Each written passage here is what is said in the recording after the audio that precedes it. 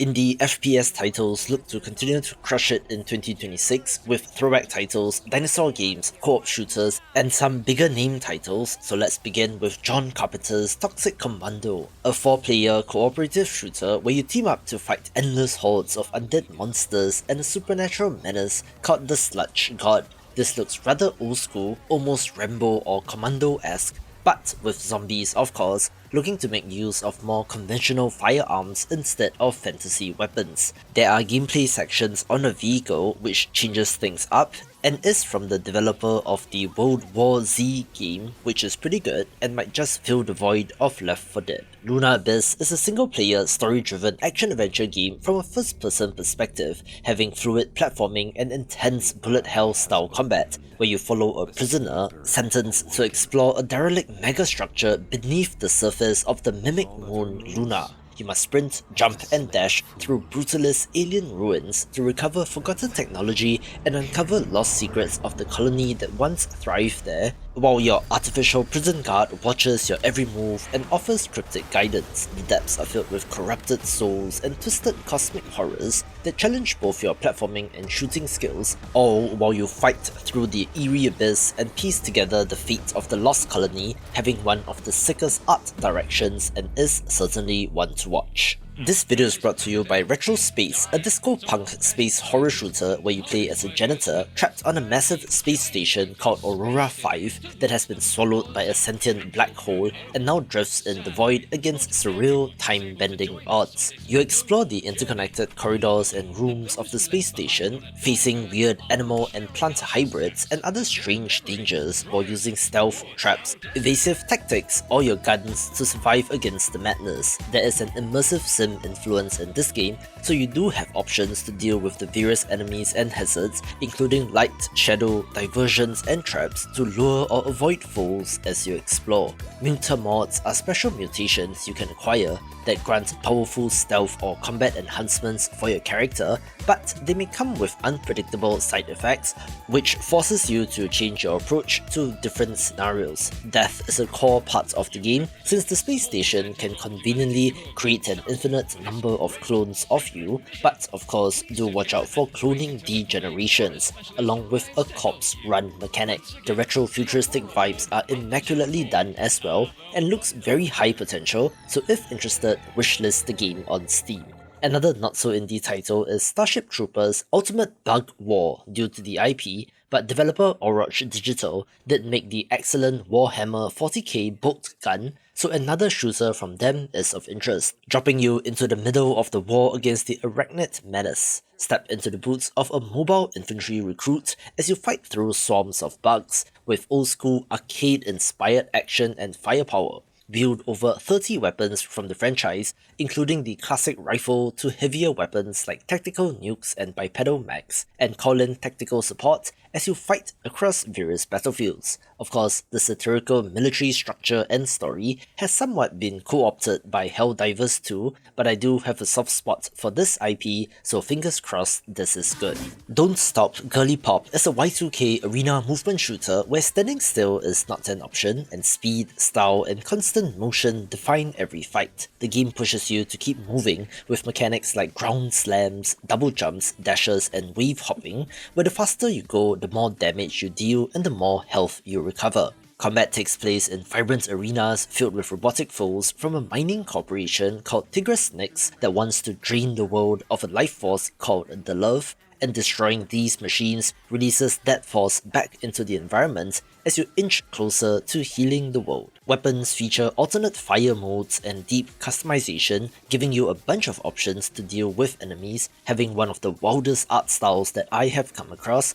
with the bright colours, bold style, and playful visual themes, definitely making this look like a trip. An innovative title is FPS Quest, a dungeon crawler that plays like a first-person shooter, but wait, there's more. The frame rate becomes your health, meaning that every mistake, hit, or bad decision slows down the game and directly affects your survival, which is rather clever in place of a traditional health bar. you must manage system performance as a core mechanic by tweaking graphics settings, lowering visual fidelity, removing walls or ceilings, and sometimes intentionally glitching the environment so that the simulated frame rate rises and gives you a better fighting chance. It is roguelite-ish since the levels are pre-built but recombined each run so that exploration, combat, and performance are constantly changing while enemies become more glitched, and attempting to cheat or break the game is part of it. There will also be several rival factions attempting to influence you as you play, each with its own approach to optimization, cheating, or preserving the game's original rules, where your actions will determine who you side with,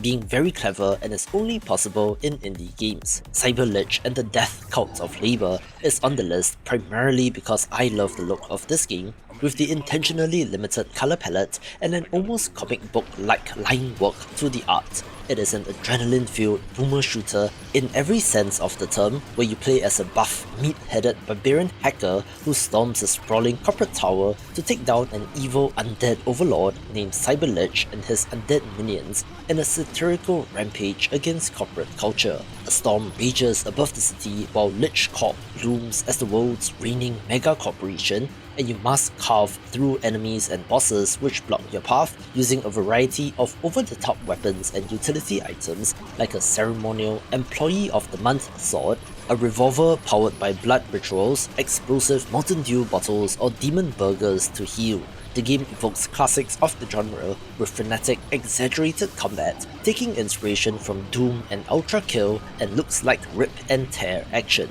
INDUSTRIA 2 is a narrative first-person shooter adventure game where you play as a woman named Nora, stranded in a parallel dimension far from home, exploring, scavenging, and fighting through a mysterious world consumed by an ever-hungry artificial intelligence as you search for a way back home. This world is filled with industrial decay and strange mechanical structures, having both vast forested areas and abandoned ruins to explore as you gather supplies and defend yourself against hostile threats in tense encounters. There's an inventory and crafting system with different weapons to find, which can also be improved with attachments such as silencers, extended magazines, and special ammo so that combat options grow as you progress. The original was compared very favourably to Half-Life 2, and this game is a direct sequel, so if you prefer the older style of single-player FPS instead of modern multiplayer-focused titles, then this will definitely be of interest. Development does seem to be slow on Arcticide, but the developer is still active on Twitter and is sharing updates, so I'll leave it on for now. Being a survival first-person shooter with roguelite elements set in a dying near-future Arctic, as you explore procedurally generated cities and landscapes which hide danger, scarce supplies, and unpredictable events. You must scavenge for loot, repairs, and food while navigating harsh environments where hostile mercenaries, inhuman horrors, and deadly hazards appear without warning, so you have to pick your battles and carefully manage limited resources. Procedural generation means that each region, biome, and encounter can shift from run to run with diverse terrain, weather changes, and day-night cycles shaping how you explore and survive. Arm yourself with a variety of weapons, attachments, devices, and consumables which can be repaired or replaced as durability reduces, so choose between combat, stealth, and running away depending on what you currently have and your current condition in terms of hunger and stamina. Random events such as supply drops, snipers, bombardments, and elite opponents can either mean certain death or might turn into a valuable opportunity, with the greater goal of searching for data banks that shed light on the calamity that ravaged the world. As you complete runs, you unlock new starting loadouts, crafting recipes, and tactical options, giving you more variety while not necessarily making the game easier, and looks like a very intriguing title. PRIMATE is a fast-paced first-person action game where you dash, grapple, and blast through deadly obstacle courses and arenas as a hyper-fast ape in a parkour-focused run-and-gun experience with intense movement and combat. You have to master fluid momentum-based movement that has no cap on your speed, using movement options like dash, slide, dive, and slam to move forward and take out your enemies. There's a massive arsenal of more than 30 weapons with unique primary and alternate firing modes, and combining those with the movement creates dynamic combat encounters against a diverse cast of enemies and bosses. Levels span dozens of different environments, from lush jungles to ancient temples, neon cityscapes, and secret bonus areas designed for speedrunning and leaderboard competition, encouraging you to refine your route and technique with each attempt. You unlock skill points and permanent buffs as you progress, as well as artifacts that enhance movement or combat, which adds depth, letting you shape your playstyle and simply looks insanely fast and fun. Development on Compound Fracture has been very slow, but as far as I know, it is still being worked on, being a retro first-person shooter where you play as a safety enforcer sent to investigate a facility in 1996 after a whistleblower claimed that a powerful corporation violated time travel laws, forcing you to fight through a hostile world to uncover what should never have happened. In your journey, you explore dimly lit bunkers, abandoned offices, and eerie facilities where hostile prehistoric predators and other threats lurk, and finding weapons, equipment, and scarce supplies becomes vital for survival. Heavy footsteps echo through dark hallways, and the environment's oppressive atmosphere pushes you to balance careful planning with quick reflexes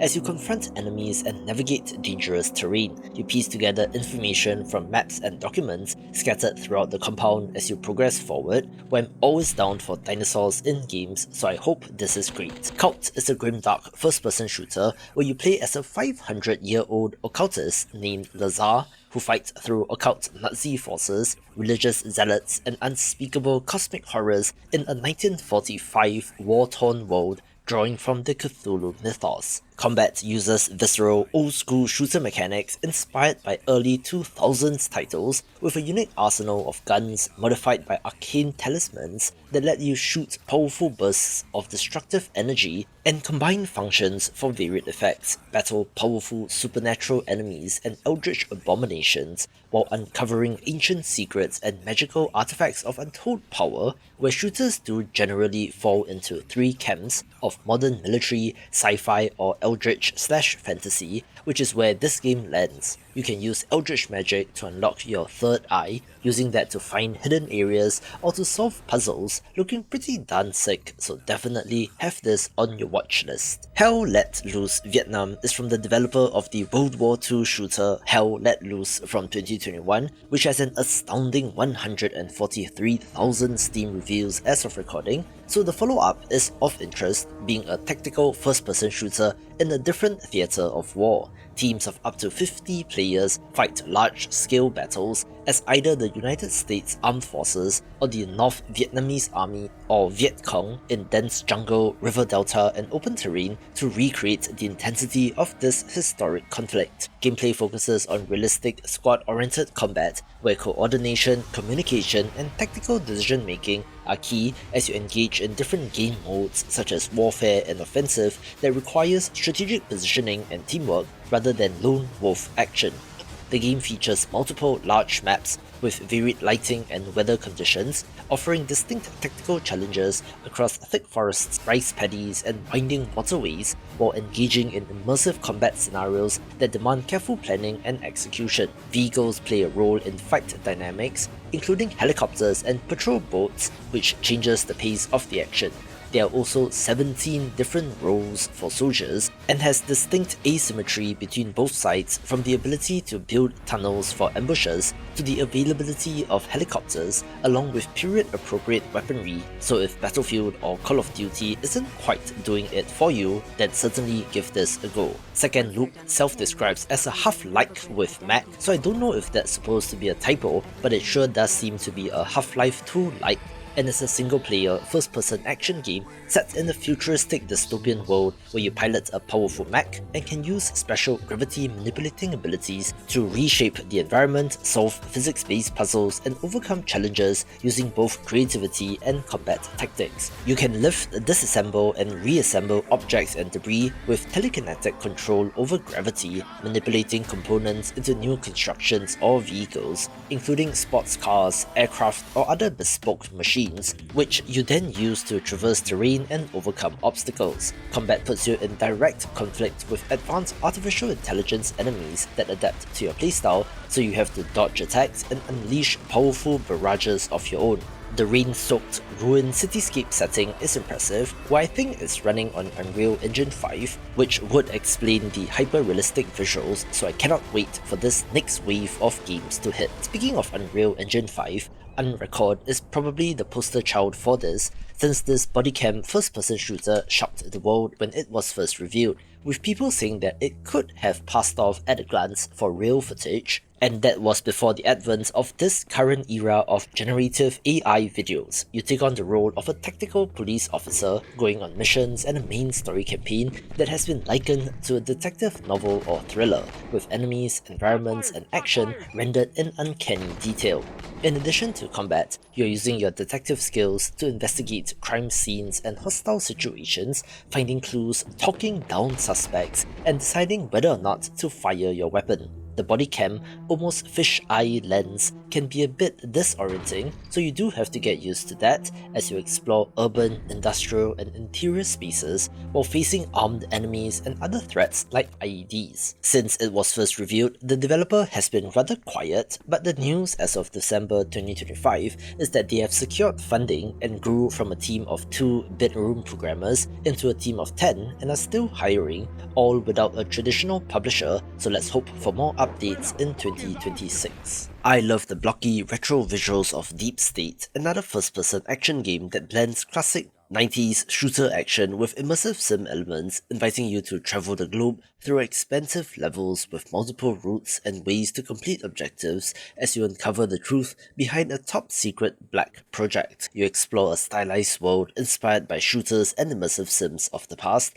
including Deus Ex, GoldenEye, but also Resident Evil, and maybe even a little bit of Metal Gear Solid. Navigate levels with both lethal force and stealth, and face dangers tied to hidden conspiracies as you push deeper into each mission. The game's aesthetic leans low poly and old school and is excellently done, and then it throws a wrench into the works by introducing the paranormal, so it has a cosmic horror twist and is not just paramilitary spy stuff. Since you last took a look at this game, the developer did update their visuals to be slightly less blocky but still old school and does have its appeal. Alright, so due to the IP, Warhammer 40k Bolt Gun 2 is not exactly indie, but the first game was great, so I have it on my radar. It is a direct sequel and picks up after the events of the first game, although it should work well as a standalone title, and similarly, you are waging war on the heretics in the name of the Emperor. However, you do get a choice between 2 playable characters in either the heavy armoured Space Marine or a mobile Sister of Battle, each with unique weapons and combat styles. I expect this to feel similar in terms of gameplay as compared to the first game, but interestingly, it has a branching single player campaign where your choices will determine which levels you get to explore. These include hive cities, jungles, and frozen wastelands as you pursue the Imperium's objectives with new enemies such as the demonic bloodletters, where they hit gold with the first title, so it's not surprising that they are trying to capitalize on that momentum. Another throwback title is Agent 64 Spies Never Die, one that of course heavily invokes GoldenEye 007 on the N64, being a spy thriller where you embark on a thrilling journey of espionage and action. In story mode, tackle a campaign made up of 14 missions, each with tasks like hacking terminals, stealing secret plans, or freeing civilians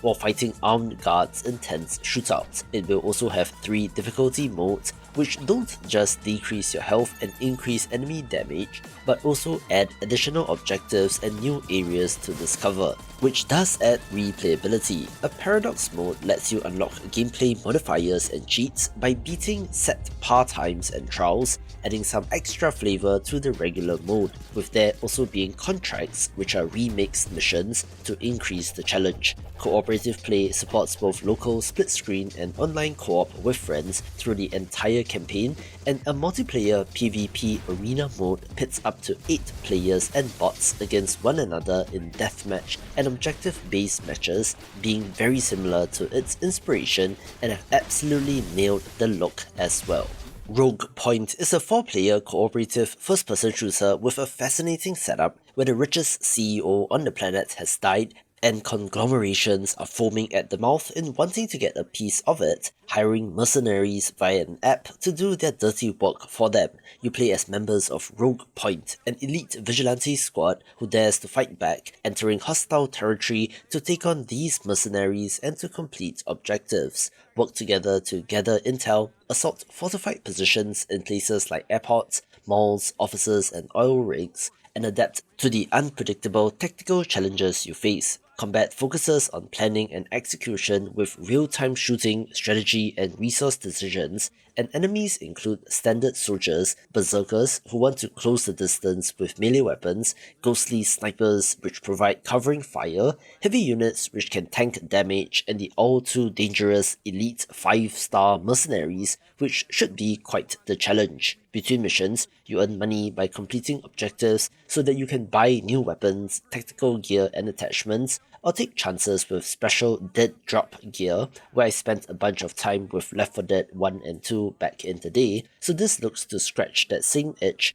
and comes to us from the developer of Black Mesa as well, so you know this will be good. Deep Rock Galactic Rogue Core drops you straight into chaotic, procedurally generated caves as elite dwarven reclaimers fighting alien horrors and mining at the edge of disaster in this 1-to-4 player co-op FPS roguelite that twists the familiar DRG formula into relentless build-on-the-fly runs. In each mission, you start with only basic gear and have to scavenge, upgrade weapons and abilities, and coordinate between team members, and things can go from ridiculously overpowered to spectacular failure in seconds. The caverns are fully destructible and randomly generated, so no two expeditions feel the same, and the roguelite structure means that you are always balancing risk and reward as you push deeper into the infested depths of a planet whose mining operations have suddenly gone dark. It keeps the frantic co-op shooting and mining identity of the original, but smushes it down into a tighter, higher stakes gameplay loop where decisions about builds and team roles feel meaningful and will reward clever loadouts, accurate shooting, and efficient teamwork. Hey, do you miss Titanfall? Well, Diesel Knight is a 6v6 mech and movement shooter set in a diesel punk world where teams of pilots battle using parkour movement, mid-century weapons, and towering mechanical battle suits in frenetic multiplayer action. Take the role of the titular Knight's brave gunwalker pilots of an elite armored regiment who engage in combat both on foot and in the cockpits of massive 65-ton diesel-powered mechs that loom over the battlefield. Matches emphasize verticality and momentum, letting you sprint, wall run, and outmaneuver opponents while using a mix of gadgets, weapons, and mech firepower to push your team ahead. You can play from first or third person perspectives as you dash across maps, leap between platforms, and use speed and positioning to seize the upper hand in each skirmish. Time trial modes test speed and precision